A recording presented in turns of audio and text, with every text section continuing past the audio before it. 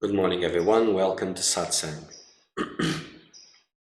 We apologize for our internet connection. It's giving us problems, but it's the best we have.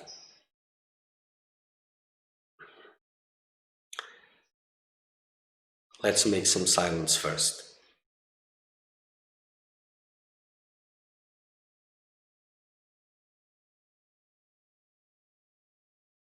Silence.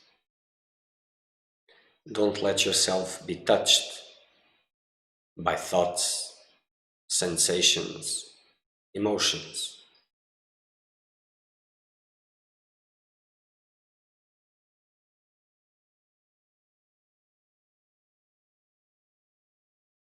Don't give them importance. Don't follow them. Don't react. Don't investigate. Just remain untouched in that infinite body of silence. Stay there.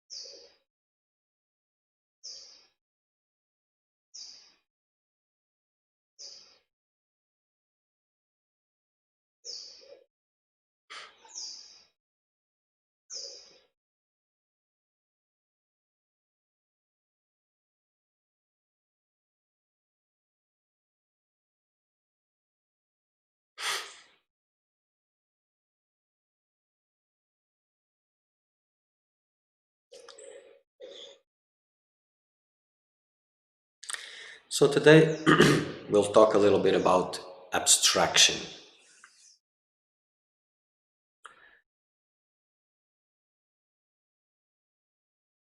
As a potent spiritual practice.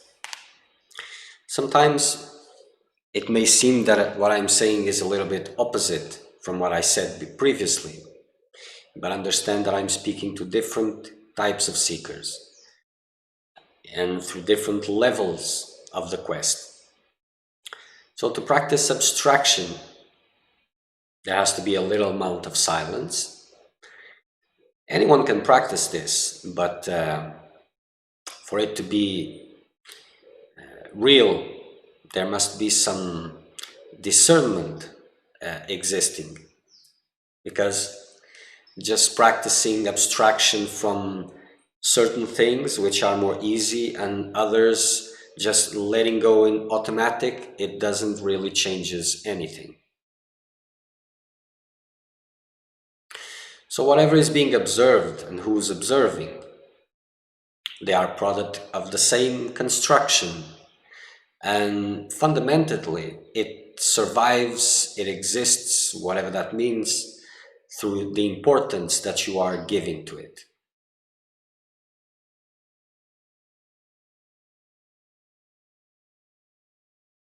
And for those who are looking for freedom, for dissolution, they have to learn to classify everything as unimportant.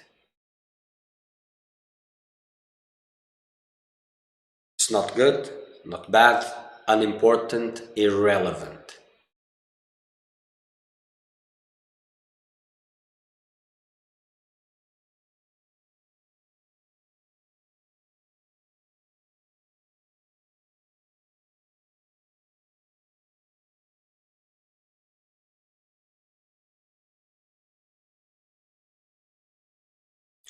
As those physical eyes move through the landscape, it is the path of illusion. There's multiple things appearing to be happening, diversity, whatever that means. So in reality, it starts a little bit more intimate. Some of you have heard about and practiced this staying at the source. And when you try to stay there at the source of the I, it's like there's a space there where thoughts arise, where everything is arising, where it begins. For those who have been staying there a little bit, they are pulled away from that place by these thoughts, sensations, or feelings. And in this intimate space, this is where everything begins, whatever that means, and also where everything ends. So first, it is more easy to do this abstraction in that intimate space. Learn to sit longer, to stay there.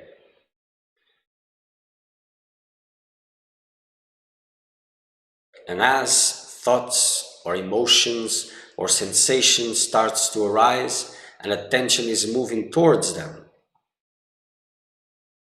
you let them go and bring attention back to that source of the I.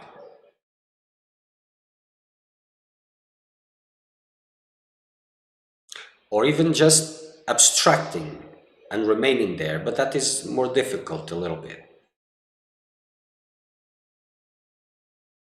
Because in the beginning, it is important, more easy, that the mind can hold on to something. So if you don't need that something to hold on to, good.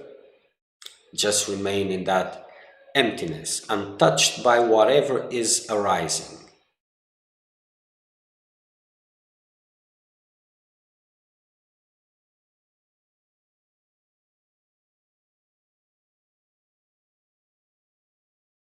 These importances randomly thoughts, sensations, feelings take your attention automatically. And most of the time you just perceive this after a while. So a lot of focus is needed so that these movings with the thoughts, feelings, sensations starts reducing until they stop.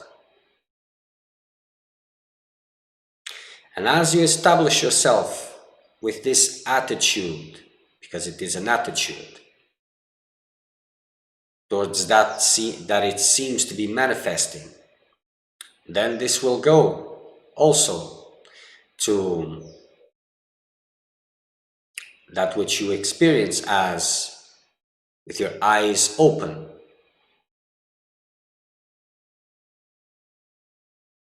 Then it will remain the same, eyes open, eyes closed, the same vision. An outlook that doesn't analyze, classifies, doesn't give an attention to detail. It's just a big, unimportant image. And at this state, at this level, if you're still holding on to preferences, fears, attachments, this doesn't mean much. To arrive to this place, well, all these worldly importances, fears, attachments, relationships, all these things, they must have the same outlook to them.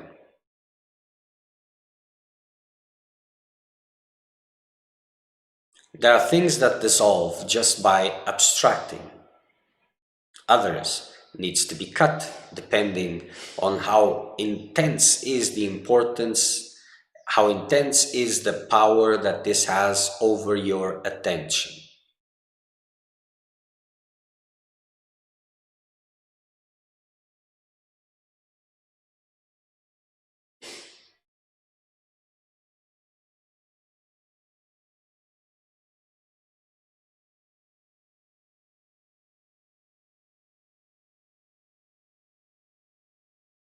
And whatever may seem to be manifesting as sorrow, sadness, or joy, enthusiasm, it ceases immediately because the eyes, the attitude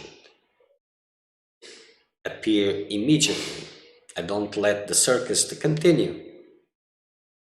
They just look without any judgment, empty of evaluations, of observing details, and just classifies it as unimportant. And goes back to that stillness, to that place that is left as you abstract.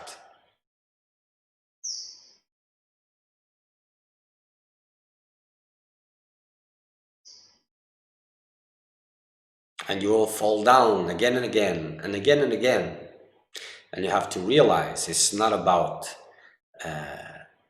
self-value, or if you're good enough to do that, if you're capable. It's not about that. It is a huge battle, because what you're deeming as real survives by your importance and will fight for it. And the more intense it becomes, the more resistance you feel from the world and what appears to be happening. That means that you must be doing something right. And you'll just continue.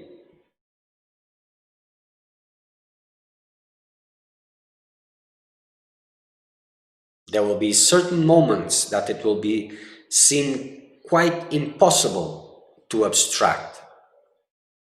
Things will look like crazy inside. Just keep on trying. Because even if you don't succeed in anything in those moments, but if you are trying, that will bear fruits afterwards.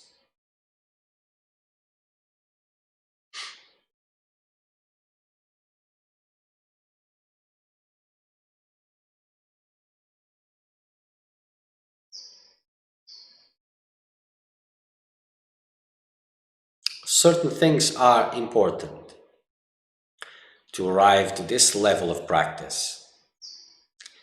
Your attention to that voice that mumbles inside of that head, whatever that means. That voice that talks to you and you talk to it like there was another person there. That voice needs to stop, to cease. No more inner talks. There's no one else there to talk to. Because this voice is the voice of sweet delusion.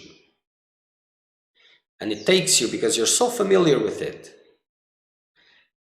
it takes you again and again and again and again into confusion.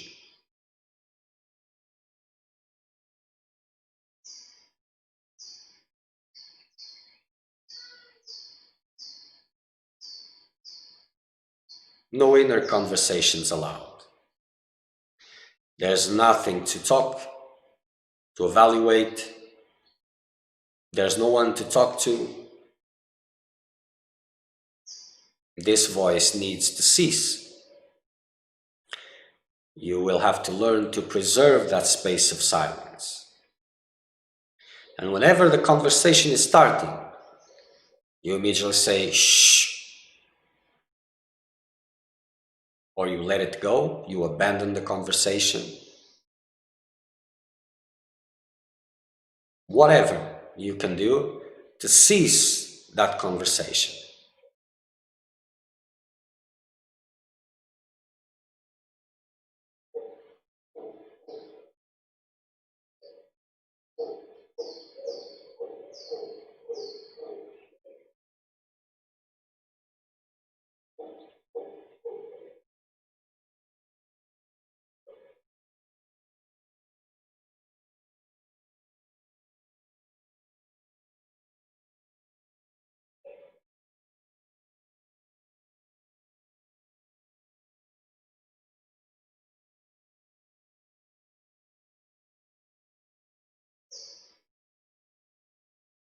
And there cannot be any red lines, you see, because spiritual practice, it is personal, intimate. It's not about groups, philosophies, nothing of the sort. And as this has become a little more from the group than from the individual itself, there are these red zones that nobody dares to cross it. So the love of the loved ones, survival, all these things, they are not touched. And everybody agrees on this. It is a silent agreement. Like, you don't talk about it, I don't talk about it. We just practice in the general areas and we leave these things alone. Well, that doesn't take you far, because all importances are like the knots on the rope that form a big net. If you don't touch it, then you'll remain there completely. If there is nothing which is real, so is there anything to lose or anything to win? Every day you're getting a vision, a glimpse, mostly every day, of what you call reality. As that body goes to sleep, most of the times, a dream, or what you call a dream, appears. Another reality. Different characteristics, different circumstances, but another reality or another illusion. And you see this every day, more or less. One episode of one story ceases. It seems that it pauses, but it doesn't. It ceases. Another one appears to appear. And if you look at it, it has the same characteristics, the same central mechanics. A new universe has arisen. A new body has arisen. It can be same as the previous one in what you call reality, or it can be different. It can have the same characteristics or different ones, but still, the belief that this is your body, it is you, it is there. In the same way that whatever appears to be happening, it is important, it is real. And then this disappears again, and you go back again to what you called reality previously, and you were calling this reality also as you were experiencing it. And you see this mechanism appearing, a universe appearing, a body appearing out of nothing, out of nowhere, and then disappears. The body, that universe, everything disappears together. And then the other universe appears.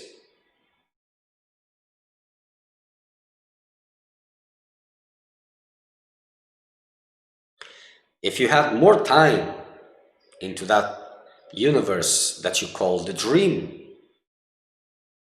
you would get used to it.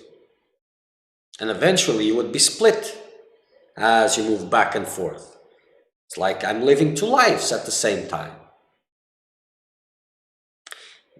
But by the characteristics of what you call a dream, it is showing you the mechanics, the nature of what you call reality. It is showing you every day, more or less.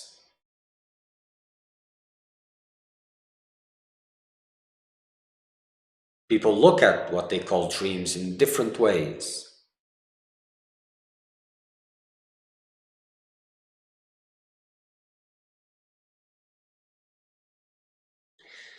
Some are looking to see what messages are there in the dream to the real life. But the most fundamental message is that which you call reality is nothing but a dream, unimportant.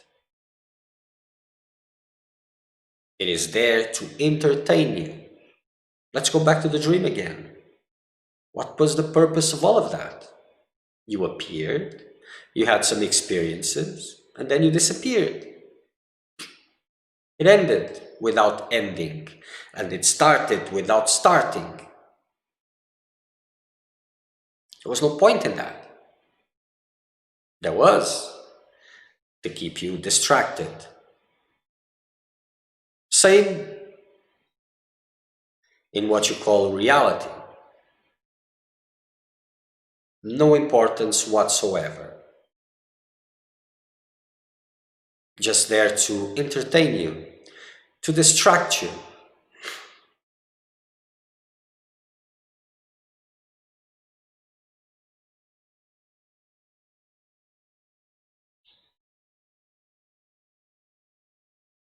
You may suffer also in the dream. There are dreams that have this nature of making you suffer. You experience suffer until the point that you have absolute sure it was a dream. When this certainty is absolute, as you wake up, that suffering disappears. It was this belief, the importance that you were giving to it, that was allowing the suffering.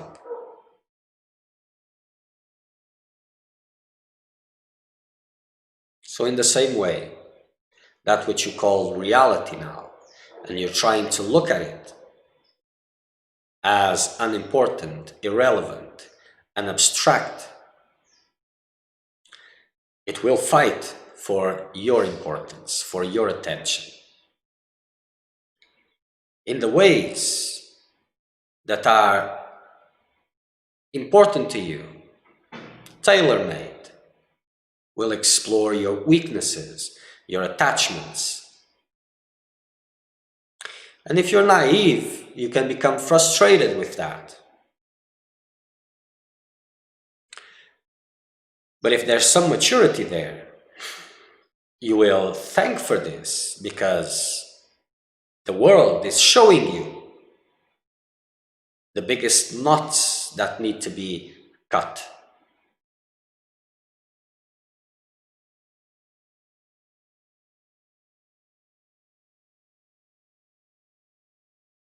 And as you remain and you learn how to abide in that stillness, abstracting,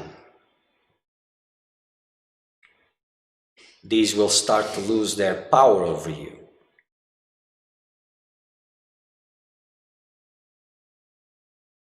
And whatever is arising, you will classify it as unimportant, irrelevant, and let it go, and remaining at that place. There will be a distance growing between that which is observing and thoughts, sensations, and emotions that are arising. A distance that will keep on growing, growing, growing, until the point that these become irrelevant. And intention can now just remain there.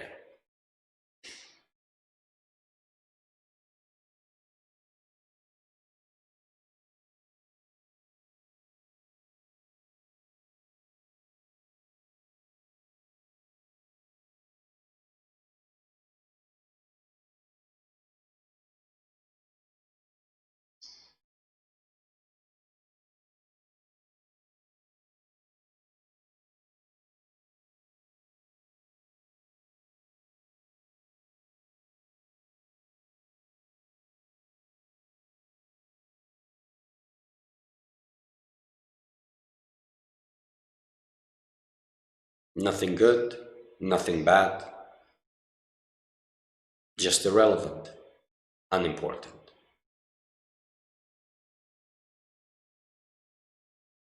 And as you find yourself engaging, disengage. As you find yourself evaluating, stop it immediately.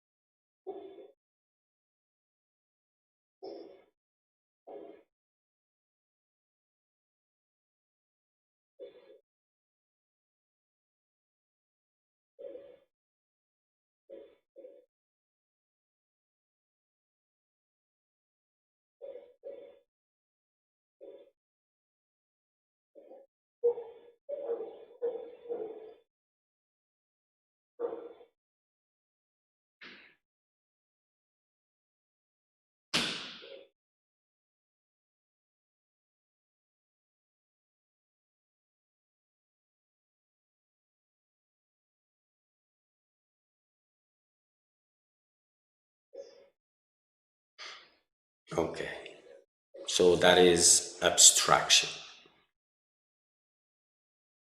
If there's any questions about this, you can send, I will answer.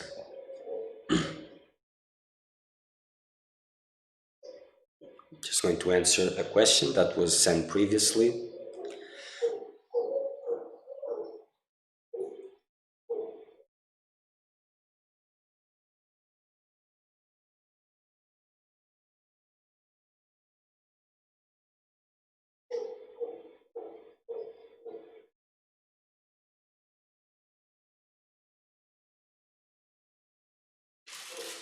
Okay, my friend, I will answer your question.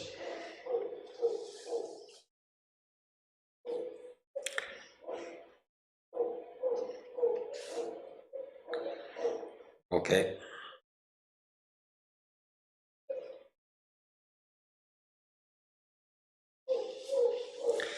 So I will answer to your questions in a minute, just answering here. This was a previous question. So, Alan from Mexico, how can I overcome laziness to perform my mundane duties? I kind of think this is a good laziness. Wait, I have a mental illness, but I'm doing treatment to heal from it. Based on Renee May teachings, no idea. My Ayurvedic doctor says I should meditate an hour a day and no more, but I'm not convinced. I want to reach liberation in this lifetime, but also have a family. Is it possible? Well, everything is possible, but if it is desired, that is a problem. So if you have a mental illness, well, I don't know what it is, so that limits what I can tell you about. But these are two different things. So your doctor says you should meditate an hour a day and no more. But this is a doctor that is treating your mental illness, because these are different things. It has nothing to do with wanting to reach liberation. But in a sense, this mental illness, whatever it is, it must be something connected to taking the dream too seriously. Just, I will not go too much into this because, like I said, I don't know what it is. It may be something else. So, first, it is better to take care of that condition, then, depending on what it is. Again, it can be simple, so it won't matter. It can be something more complicated, and then it is better to take care of that first, because this spiritual work is it's very strenuous. I don't know if that is the correct word. It's very intense and difficult. So you will have to have a good, strong mind. So if you want to elaborate a little bit on this, then it will make it easier to understand, to answer.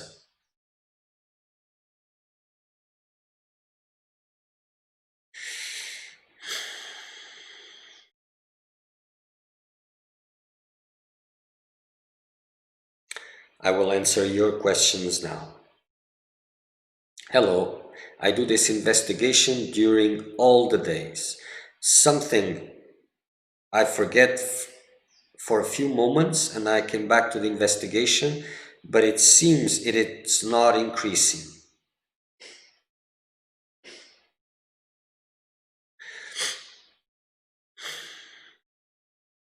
What you call investigation, are we talking about what I'm saying about abstraction? Is it the same thing?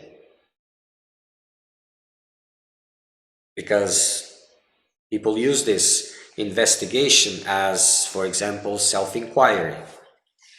This is not really what I'm talking about. It can be coupled, it can be used at the same time. So I'm investigating, I'm staying at the source of the eye, and at the same time, I am abstracting, because I'm focusing on one place, abstracting from the rest. This is not what I was talking about. I was just talking about abstraction. It can be coupled and it will evolve to that direction. So if you can clarify this. Okay.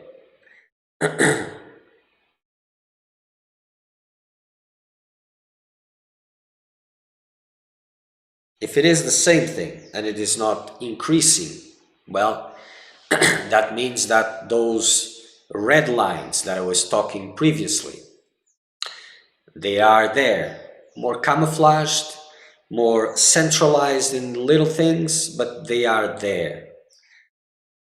So this is where you have to focus. Okay, you're answering, so I'll wait.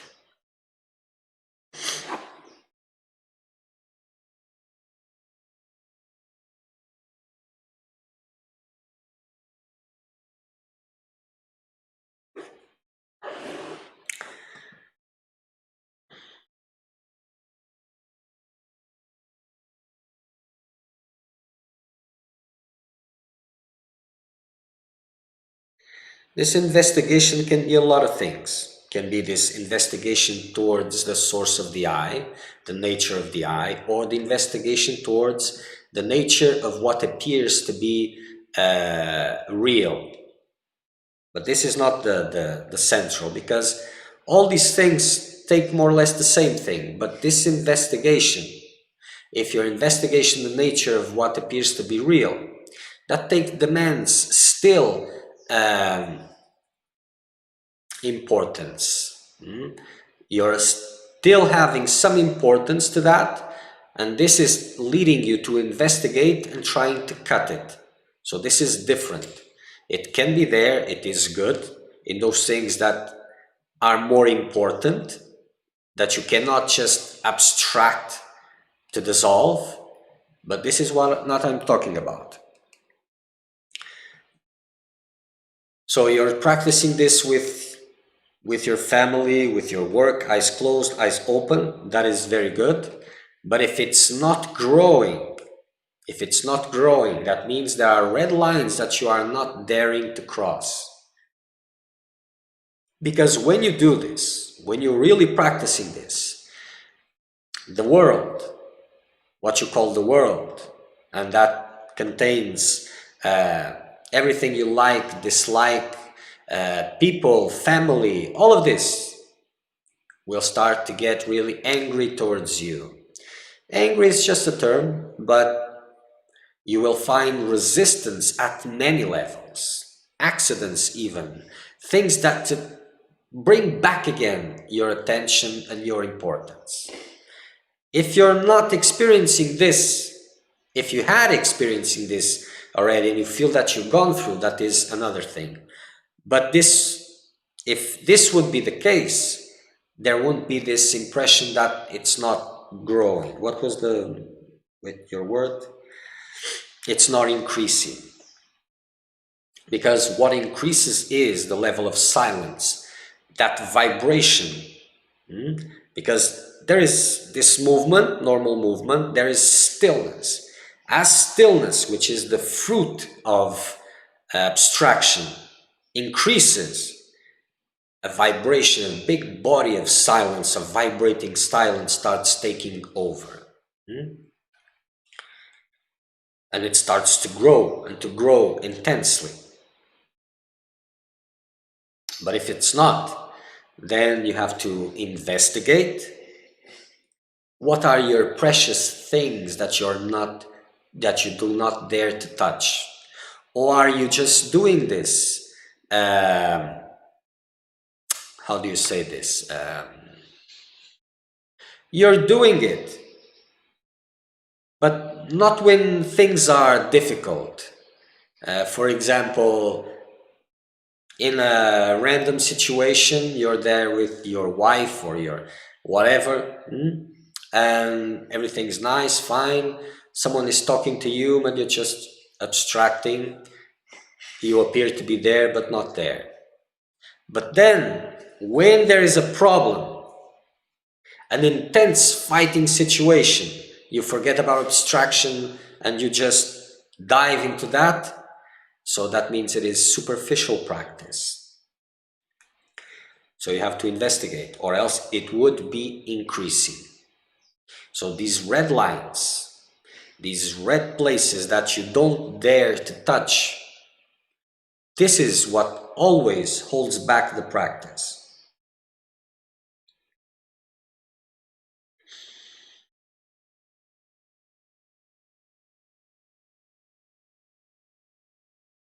If you want to elaborate a little bit more, these are steps, this investigation, and depends, because these are just words. I understand that there are certain philosophies that use these terms in a very specific way. I don't use that. I just use words in the context that I'm speaking from. So sometimes it may create confusion, but I'm speaking to you in the way that you speak to the baker or to the guy at the shop or whatever, in simple, direct words, nothing associated. I try to keep it as simple as possible.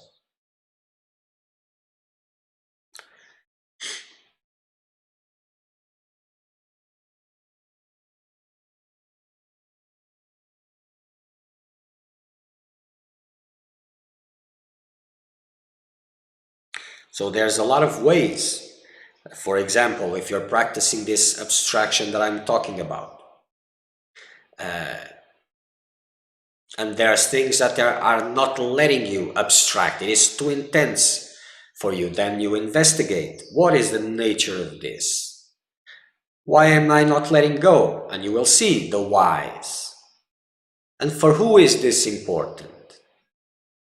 Hmm? And then it starts deconstruct that intense thing which is pulling you. And eventually you go back to that stillness. Or to the source of the I, who am I? And the tension moves back to there. But those are two poles. Abstraction is just that empty space there. It's not holding on to anything. And I'm not saying it's better or worse, it is different. Different levels. Because usually I speak from different perspectives, different levels for different seekers. Abstraction investigation is different. In the context that I'm using these words, it is different. To investigate, you will go and see and analyze. Abstract, you just let it go. Let it go. Understand? So in the way that I'm using these words to define this attitude and this experience and this practice, they are different. Investigation supposedly leads to abstraction.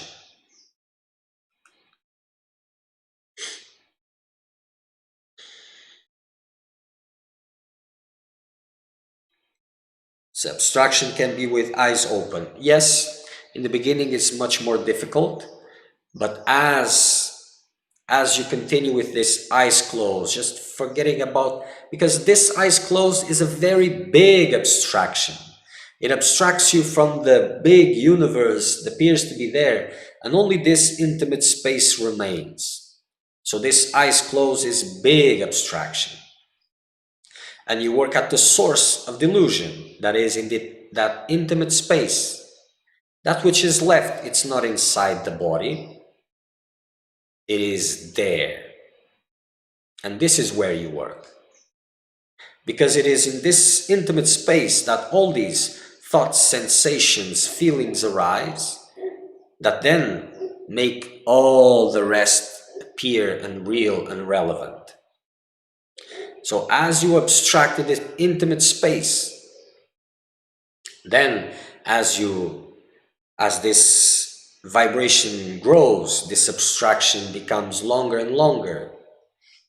The distance from these thoughts from they are emerging in relation to that which is observing, as this distance increases, then you will prolong this with your eyes open. The beginning, as you open your eyes, you try not to engage, you try to cut importance, but this is not really the same as abstraction, as being abstracted. But of course,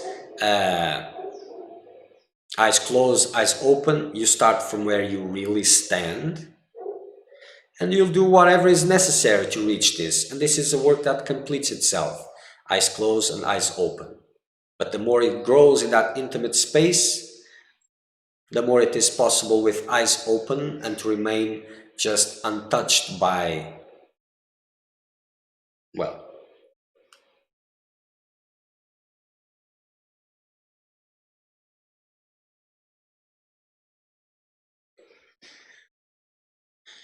Okay, my friend, I will answer your questions now. Huh? This is...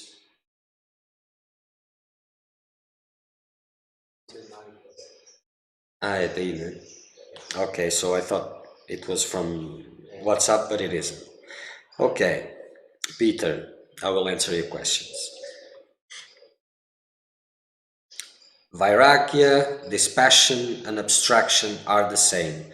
Yes, they speak about the same attitude. It is the same attitude. Is detachment the same as abstraction?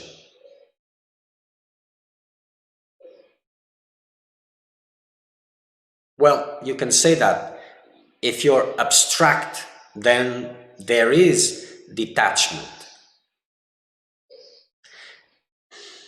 That's just, well, we're going to enter into the field of the significance of the words. And when you say detached, if there's no interest, well, how can there be detachment per se? But that's just, okay, let's take it as yes.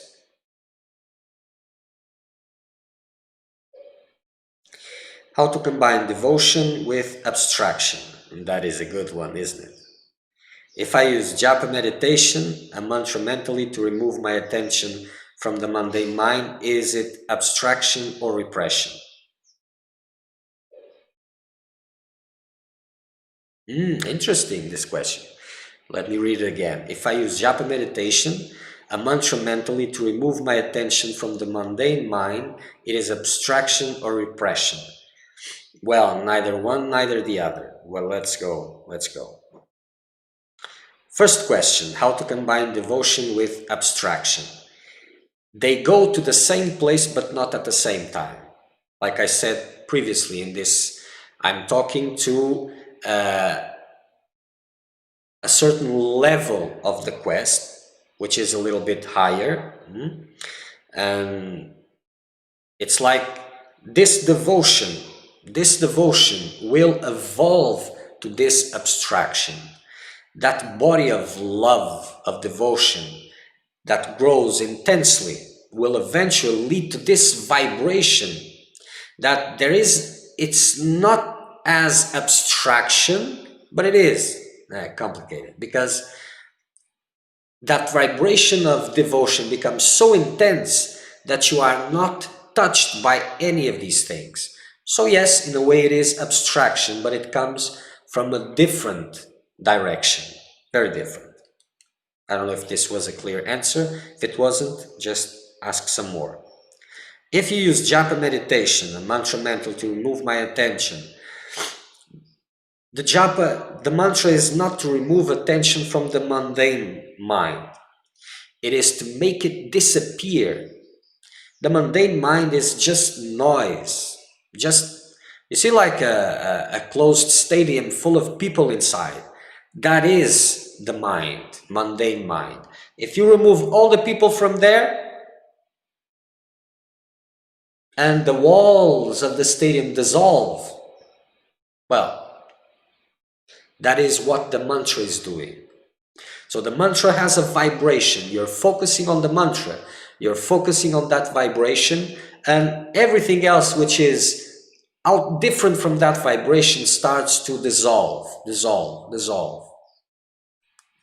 So it's not removing your, it is removing your attention, but it's making that phenomenon disappear, what is called becoming more pure. So it is not abstraction in that sense, neither it is repression. It can become repression if you have a certain attitude with your practice. But if you're focusing on the mantra with devotion, it is just dissolving all those structures, all the noise which is there, that which you call mundane mind, and is growing and growing that vibration, and eventually you'll become in a state of abstraction, untouched by whatever, because that devotion has reached a level of vibration so intense that none of these things can touch you, and you just remain there in that intensity, and that will be dissolving the more deeper structures.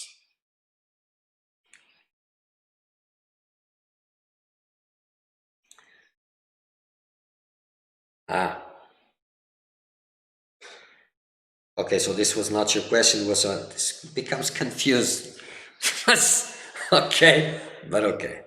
So the rest of the questions was not from Peter, but it came because they are passing this to me. Okay, Peter. So if you have another question, you can send. You have to let me know. Yes, sorry. I was having a big conversation with Peter, and Peter was gone on the first question.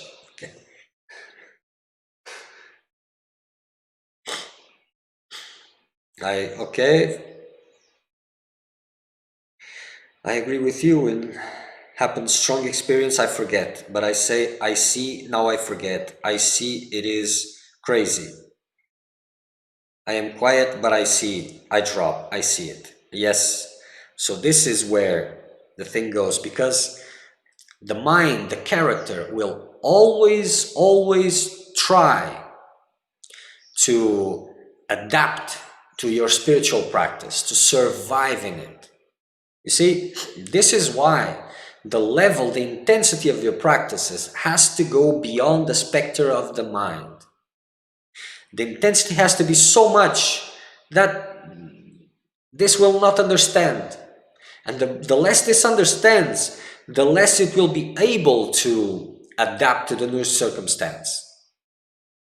Because in whatever practices that you are, this character, this deluded character, will adapt. The more time it has, the more it adapts. And it can establish these periods of practice of intensity, and then the others where things just happen normal, and it becomes the new normal. So your pressure has to be in a sense that there is no new normal. No new normal. It's like the fire. If you put something in the oven and you leave it there indefinitely, it will cook, it will burn, it eventually disappears. So it is.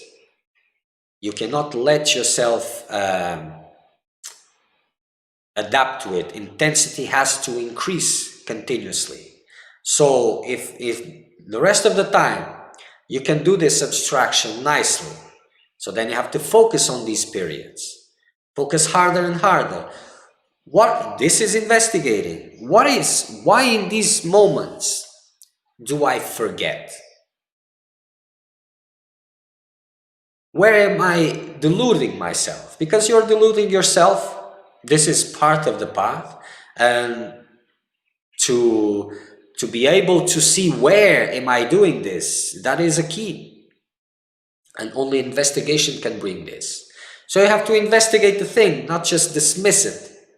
Okay, I was focused, then, I lost it. I forgot it because it was intense, it was this and that. Okay, but you have the memory of it. You know how that happened. So then afterwards, you just go back to abstraction. No, you will investigate. So why did I lose it?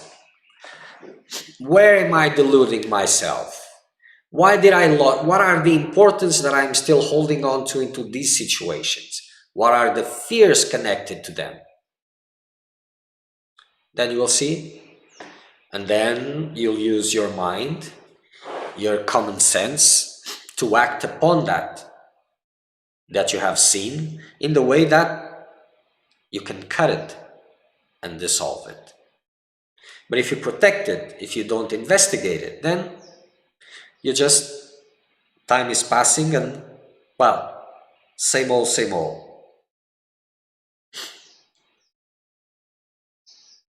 It's not crazy. You're saying that I forget, but I see it at the same moment. It is crazy. I see it in the same moment. It's not crazy. It is normal, because that which is observing, it may seem the same as that which is acting, but it isn't. The crazy part is the confusion with both. So it is normal to see. It's like when you're practicing this abstracting from thoughts. You see the thought arising because you're there in that stillness. It arises and the attention is moving towards and you're seeing it. Hmm? So that which is following, it is not quite the same, but it takes time and practice. But you have to investigate these things because there's things that are precious there still into those contexts, and that is the problem. You're keeping your precious things to you. Oh, okay, so Instagram has gone. So this is what needs to be investigated. See what are the precious things there and cut it. And this will involve pain for sure, but it is a need.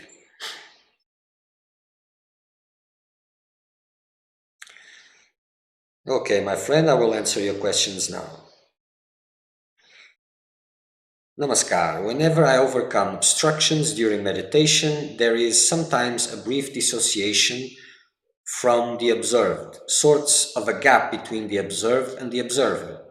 But then eventually it is like I relapse into a sort of sleep, a nothingness without any alertness.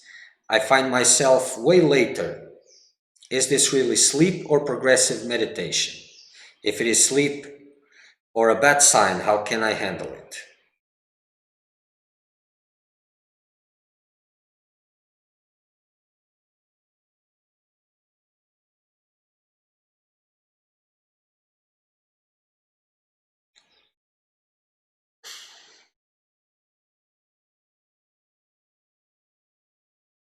You see that it can be two phenomena, and I say it can because you're not making a clear distinction here. Because you say there is sometimes a brief dissociation from the observed, sorts of a gap between the observed and the observer. Okay, fine. But then eventually is like a relapse into a sort of sleep. Because if it is sleep, sometimes when you're fighting in a sense or obstructing or whatever from these obstructions that you are calling during meditation, you can relapse into a nothingness, yes, and this is good. It's not conscious abstraction. It's kind of a state that takes over you. Let's put it this way. And it is good as it is happening. It's not the how do you say this? It's not a something to desire, a goal, or to go to, but it's something that takes over you, and it is good and it helps. Okay? And as you resume consciousness, you just continue with what you were doing. So it's not a goal, but it is a good sign. But other times, you're doing the same thing, and the resistances that are arising there brings you just makes you. It's not really sometimes not really sleep. It's like Neverland. But okay, let's call it sleep. It like disconnects your attention, and well, it's not really sleep. Neverland, and then you find yourself minutes later. But there's a distinction between the two. One has a characteristic of something a little bit more heavy, and the other one is light, elevated. It's like a poof, and then you come back. The one is like a poof, and then you come back again. It's the best I can elaborate on this. So you have to see it. If it is sleep, then, well, there's a lot of things. Maybe you're too comfortable in your meditation, too cozy. Make that less comfortable.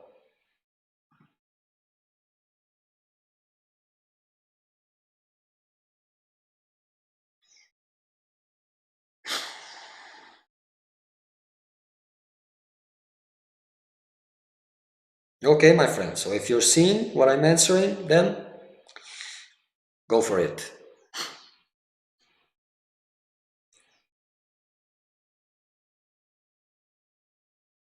So when attention moves towards objects, what is the number one reason for attention going there continuously?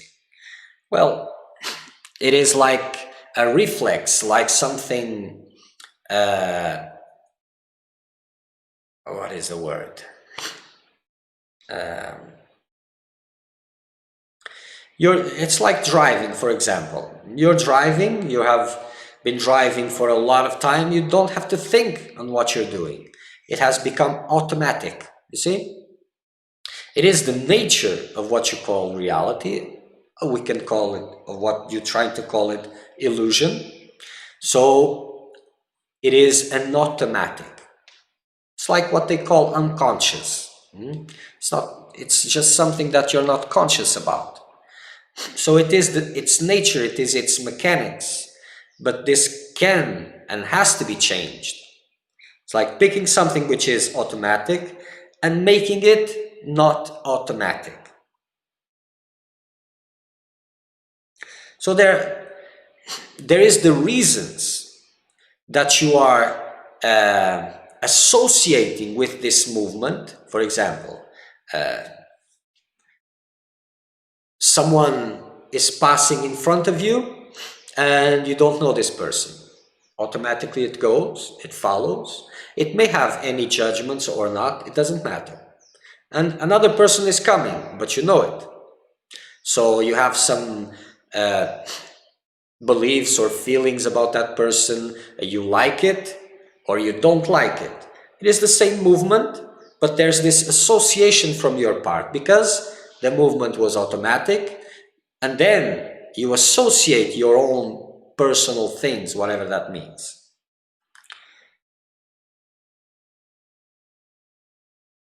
So these reasons can increase and make it more difficult. This is why they need to be cut, but understand it is automatic. It was designed to be this way.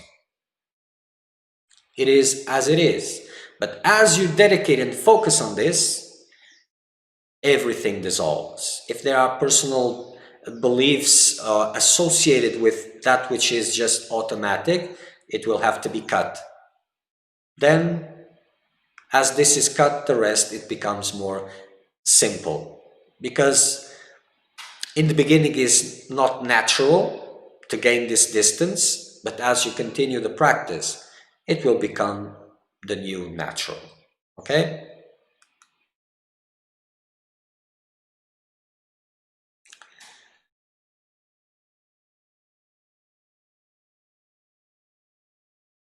But should there be, okay, for you again.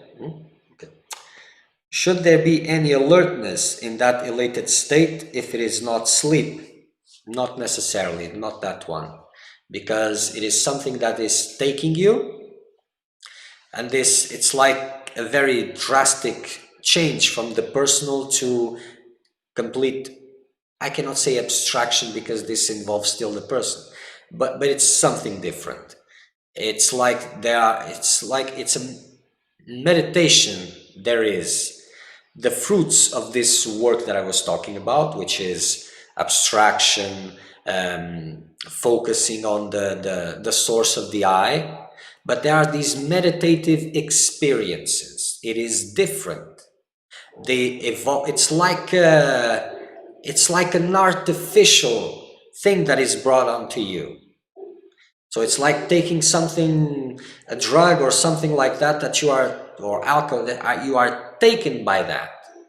So not necessarily. These experiences are very good. They dissolve a lot of things that are in the way, but they are experiences, and it's like something which is taking you. So it has its own mechanics and it's not in your hands.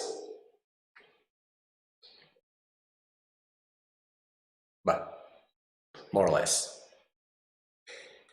And it comes and it goes and it's doing its own thing. So that there's not consciousness involved in this, not your own, not that little one. Okay?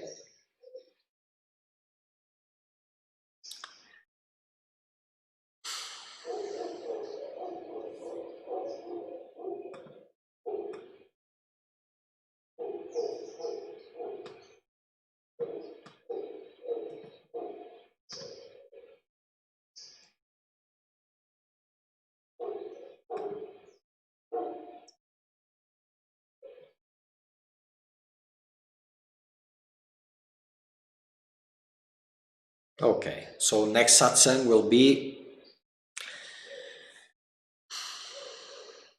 so this weekend will not be possible. Wait, something else coming here. Aha.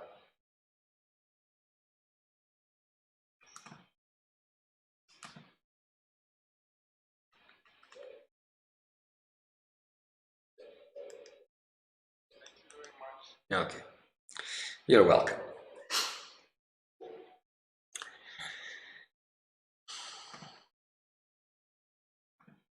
Okay, so next satsang will be Wednesday.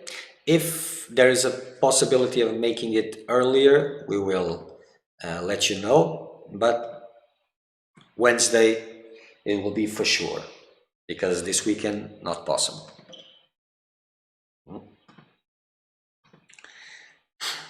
1 hour later is better for you. But we'll see. Because it's different people from different parts of the world. So it is very difficult to finding the time that suits everyone. But we'll try.